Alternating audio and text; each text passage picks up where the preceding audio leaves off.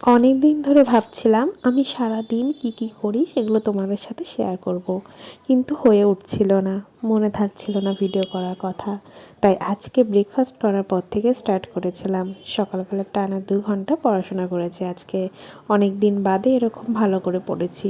নানা রকম কাজের মাঝে না মাথা থেকেই বেরিয়ে গিয়েছিল যে ভিডিও করতে হবে। তারপর লাঞ্চ সারার পর এক গাদা কেচেছিলাম, সেগুলি ছাদে গিয়েছিলাম তুলে আনার জন্য। একে একে ভাঁজ করে ফেলছি। ঘরের পর্দাগুলো সব কেচে দিয়েছিলাম, সেগুলি সব একে একে জানলায় লাগিয়ে দিচ্ছি।